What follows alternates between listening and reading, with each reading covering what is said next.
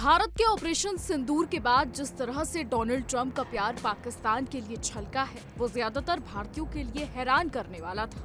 आज की पीढ़ी अमेरिका के इस रुख से हैरान हो रही थी, लेकिन ऐतिहासिक दस्तावेजों से पता चलता है कि पाकिस्तान को लेकर हमेशा से अमेरिका की एक स्ट्रैटेजी रही है। वॉशिंगटन में भारत को रोकने के लिए करीब 5 दशक पहले ही रणनीति बनाई थी और अमेरिका आज भी अपनी उसी रणनीति पर काम कर रहा है। भारत के जियोपॉलिटिकल एक्सपर्ट नितिन गोखले ने लिखा है कि डोनाल्ड ट्रंप का एंटी इंडिया और पाकिस्तान के पक्ष में उठाए गए कदम अमेरिका की दशकों पुरानी नीति का ही एक अहम हिस्सा है। हाल ही में अमेरिका में एक रिपोर्ट प्रकाशित हुई है जिसमें कहा गया है कि 1962 में भारत और चीन के बीच युद्ध भड़काने के लिए अमेरिका की खुफिया एजेंसी CIA जिम्मेदार थी। हालांकि ऐसा रिपोर्ट्स कहती हैं, इसकी कोई आधिकारिक पुष्टि नहीं है। इसके अलावा 1971 से पहले और बाद की कई दूसरी कार्रवाइयां भी भारत को कमजोर करने के लिए अमेरिका की लगातार कोशिशों को दिखाती है।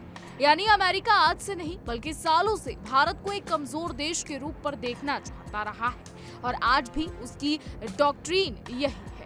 आपको बता दें, सिर्फ पाकिस्तान ही नहीं बल्कि अमेरिका की गतिविधियां बांग्लादेश में भी सालों से जारी हैं। रिपोर्ट्स के मुताबिक CIA बांग्लादेश में भी सक्रिय रूप से दखल दे रही थी। ये बात है 1972 की। रिपोर्ट्स में कहा गया है कि शेख मुजीबुर रहमान खुद CIA की बढ़ती गतिविधियों को लेकर काफी चिंतित थे।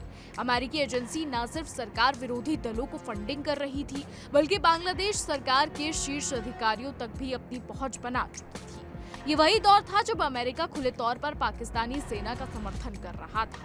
इन दस्तावेजों से साफ होता है कि वॉशिंगटन का इरादा हमेशा से भारत के प्रभाव वाले क्षेत्र में अस्थिरता पैदा करना और भारत के पड़ोसी देशों में अपनी पकड़ मजबूत करना था। हालांकि इन सब की कोई आधिकारिक पुष्टि नहीं है, ये सिर्फ एक रिपोर्ट्स में कही गई बातें हैं। रिपोर्ट्स के मुताबिक इस तरीके की चीजें अमेरिका को लेकर सामने आती है।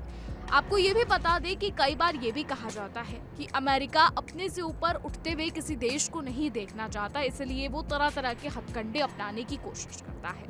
आपको ये भी बता दें कि भारत रूस से तेल खरीदता है। हालांकि भारत रूस से तेल क्यों खरीदता है ये भी भारत साफ कर चुका है, लेकिन अमेरिका लगातार भारत पर यह आरोप लगा रहा था कि भारत रूस से तेल खरीदता है, इसीलिए रूस को यूक्रेन युद्ध में मदद मिलती है। यानी अमेरिका का यह आरोप था कि भारत जो रूस से तेल खरीदता है उसका फायदा पुतिन को युद्ध में होता है। हालांकि भारत इस पर अपना रुख साफ कर चुका है। भारत साफ कह चुका है कि भारत अपनी विदेश नीति को किसी तीसरे इंसान के दखल अंदाजी से नहीं चलाएगा और भारत रूस से तेल खरीदता है अपने लोगों की जरूरतों के लिए, ना कि किसी फायदे के लिए। इसके बाद भी डोनाल्ड ट्रंप लगातार भारत को टैरिफ लगाने की धमकियां दे रहे थे। इस बीच जब प्रधानमंत्री Narendra Modi SCO summit attend करने के लिए तियानजिंग पहुंचे थे, यानी चीन के उस शहर में पहुंचे थे जहां ये समिट हो रही थी, उस दौरान भी जो तस्वीरें सामने आई, जिनपिंग की तस्वीरें हों, पुतिन की तस्वीरें हों या फिर प्रधानमंत्री मोदी, जिनपिंग और RIC का वो फोरम, रशिया, इंडिया, चाइना, जी हाँ, उसी को लेकर जब ये तीनों देशों के शीर्ष नेताओं प्रधानमंत्री मोदी, राष्ट्रपति पुतिन और जिनपिंग की तस्वीरें सामने आई, उस दौरान भी ट्रंप ने बड़ा बयान दिया था। ट्रंप ने कहा था कि हमने भारत को चीन और रूस के हाथों खो दिया है। हालांकि ट्रंप लगातार यही करते हैं, वो अक्सर कुछ ऐसी कोशिशें करते हैं भारत पर, कभी टैरिफ लगाने को लेकर धमकी देते हैं, कभी किसी और चीज को धमकी देते हैं। वहीं पाकिस्तान के लिए ट्रंप का रुख काफी नरम नजर आता है। आपको बता दें, अभी हाल ही में आसिम मुनीर और शहबाज शरीफ राष्ट्रपति ट्रंप से मिलने पहुंचे थे, जिस दौरान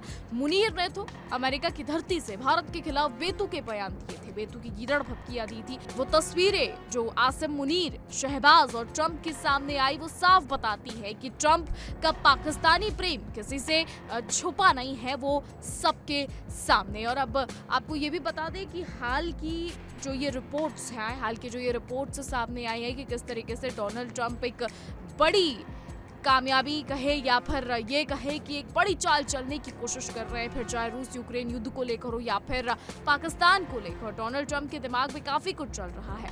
बहरहाल अब ये सब आने वाले समय में पता लगेगा कि क्या कुछ होता है। हमारी आज की रिपोर्ट में बस इतना ही। आपकी क्या राय है इस पर कमेंट के जरिए जरूर बताइएगा और ऐसी देश और दुनिया की तमाम बड़ी खबरें जानने के लिए देखते रहिए इंडिया डेली।